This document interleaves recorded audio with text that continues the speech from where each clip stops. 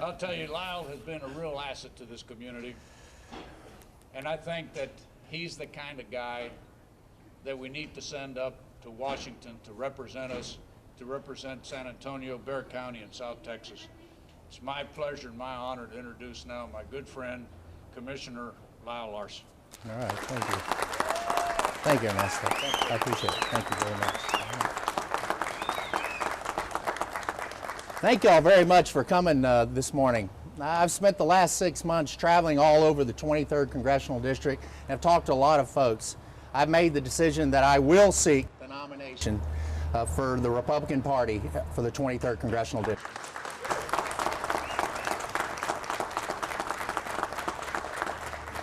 There's a lot of frustration in the 23rd District and across this country right now, what's going on in Washington. A lot of bickering, a lot of fighting. A lot of folks are dissatisfied with what's happening up there. If you look at it, it's not about the Democrats winning, it's not about the Republicans winning, it's about America winning, and that's what we need to focus on. I think that if you look at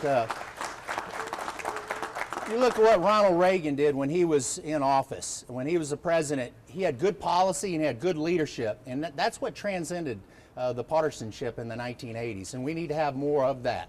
I think that if you look at it from the perspective of Congress, they've got 11% approval rating.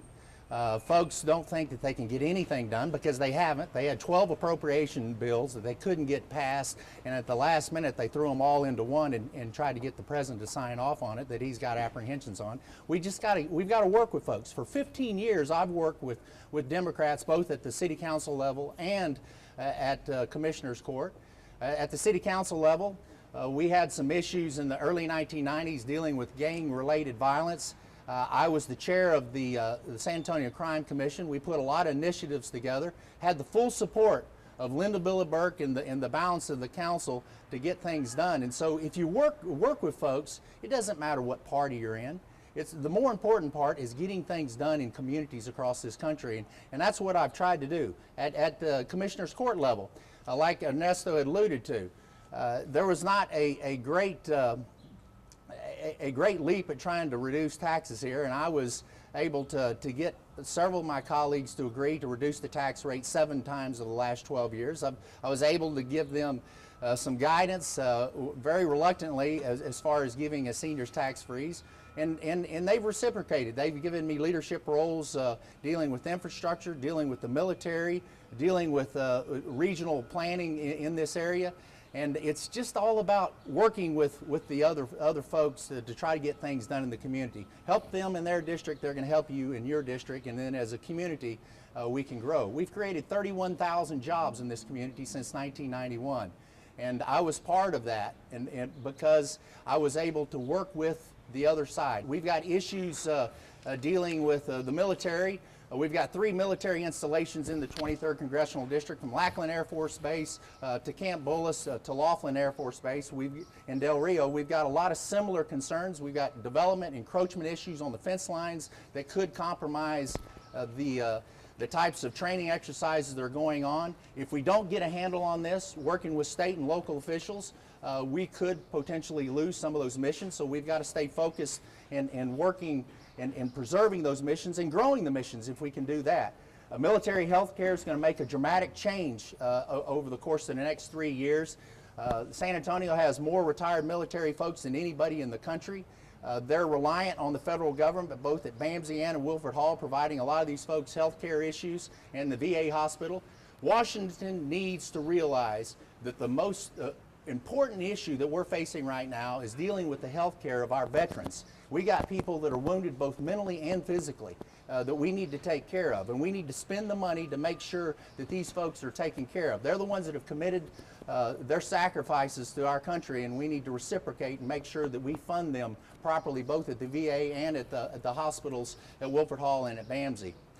The big issue right now facing us nationally is border security. There's 600 miles of border between U.S. and Mexico in the 23rd Congressional District. I think the person that represents the 23rd Congressional District needs to take leadership for the country on border security. They shouldn't pass the buck to anybody else. somebody from Kansas or somebody from Missouri shouldn't be dictating what we do on the Mexican-Texas border. We need to take control of it ourselves, and we need to have somebody that's willing to stand up, work with law enforcement officials, both at the local and the state and the federal level, to resolve some of the issues that have people concerned about it. And I pledge that I will do that. It's a volatile issue, but somebody needs to step up and take the leadership on it, and I will do that for the folks in the 23rd. You know, the benefit of growing up as the youngest son of a large animal veterinarian on a farm is you understand how to talk to farmers. And the vast majority of the land mass in the 23rd Congressional District is rural. And you've got a lot of folks that own and operate farms that have concerns about where we're going with the Farm Bill. I will work with the farmers. I understand exactly what their concerns are. The food stock of America is relying on folks that are growing on family farms in southern Bexar County, Medina County, Uvalde County, and we need to continue to support them.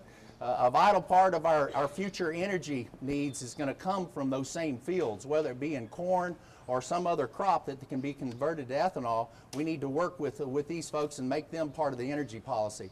There's a lot of challenges that we're going to be facing over the next few years. I ask for your support.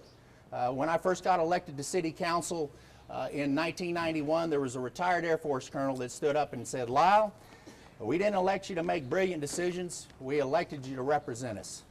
And after 15 years, I think Ernesto will say I didn't make any brilliant decisions, but I have tried to represent the folks. And with your support, with the support of the folks in the 23rd Congressional District, that's what I'll do. I'll represent you, and I'll represent the people in the 23rd District and the people in America, and turn this thing around and make us all proud to be Americans again.